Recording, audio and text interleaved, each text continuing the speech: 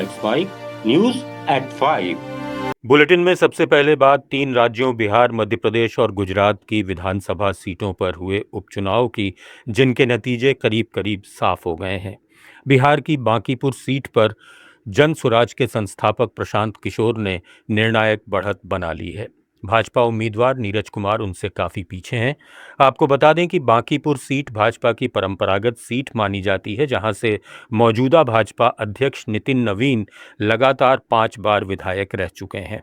उनके राज्यसभा जाने के बाद यहां उपचुनाव हुआ है। प्रशांत किशोर की पत्नी डॉक्टर जाह्नवी दास ने कहा कि वो बांकीपुर के लोगों को दिल से धन्यवाद देती हैं, जिन्होंने इस जीत के लिए बहुत मेहनत की। जिस तरीके से आपको बिहार ने प्यार दिया बांकीपुर की जनता ने, मैं पूरा बांकीपुर, आई thank the people of Bankipur from the core of my heart. जय बिहार, जय बिहार। प्रशांत किशोर जी इतने दिन से स्ट्रगल कर रहे थे, आपको कभी लगा था कि कर पाएंगे कि नहीं कर पाएंगे? ऑफ कोर्स लगा था, इतनी मेहनत की है तो जीतना, और बांकीपुर का जनता जीता।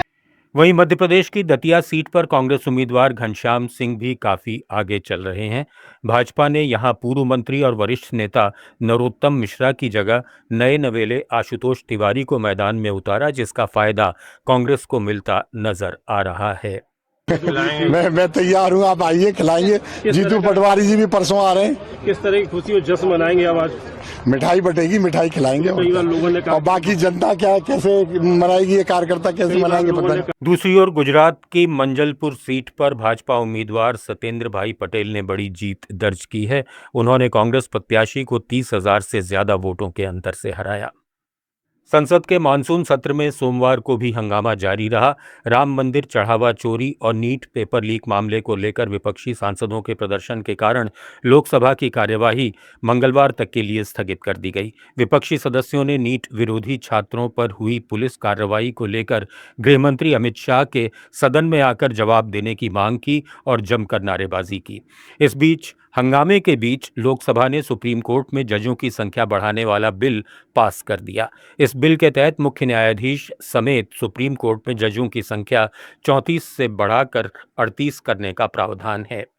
मंत्री जी, आप ये प्रस्ताव करें कि विधेयक को पारित किया जाए।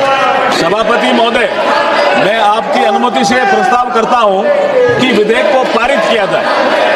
प्रश्न ये है कि विधेयक पारित किया जाए। जो सदस्य इसके पक्ष में है वो हाँ कहें, जो सदस्य विरोध में है वो ना कहें। मेरे विचार में निर्णय हाँ वालों के पक्ष में हुआ, हाँ वालों के पक्ष में हुआ। प्रस्ताव स्वीकृत हुआ और विधेयक पारित हुआ। वहीं राज्यसभा में सूक्ष्म, लघु और मध्यम उद्यम यानी एमएसएमई विकास संशोधन विधेयक पारित किया गया। इसके बाद राज्यसभा की कार्यवाही भी मंगलवार तक के लिए स्थगित कर दी गई। कांग्रेस सांसद नीरज डांगी ने आरोप लगाया कि मोदी सरकार छोटे और मध्यम उद्योगों को मजबूत करने में नाकाम रही है, जिसके कारण रोजगार के अवसर कम हुए हैं। बहुत धन्यवाद सभापति, उपसभापति महोदय। नहीं, जब मैं नीरज डांगी जी बोल रहे हैं, प्लीज। मोदी सरकार, जयराम जी प्लीज। मोदी सरकार एमएसएमई क्षेत्र को सशक्त बनाने में पूर्णतः विफल रही है, और जब एमएसएमई विफल रहा है तो रोजगार भी कहीं ना कहीं समाप्त हुआ है। इसकी जवाबदेही तय होनी चाहिए। यहां जिस तरह से रोजगार मांगने के लिए दिल्ली में जब हमारे नौजवान आ रहे हैं, उनकी एक तरफ रीढ़ की हड्डी मानी जाती है एमएसएमई, उनकी पीठ पर लाठियां बरसाने का काम किया गया है। स्पीकर मंत्री सदन में आकर उसकी जवाबदेही तय करें। मोदी जी रात के 12 बजे मोबाइल पर सदन में नहीं आ रहे। महिला पहलवानों के यौन उत्पीड़न मामले में दिल्ली की राउज एवेन्यू कोर्ट ने बड़ा फैसला सुनाया है। कोर्ट ने भारतीय कुश्ती महासंघ के पूर्व अध्यक्ष और पूर्व भाजपा सांसद बृजभूषण शरण सिंह को सभी आरोपों से बरी कर दिया है। उनके साथ सह आरोपी विनोद तोमर को भी अदालत ने राहत दी है।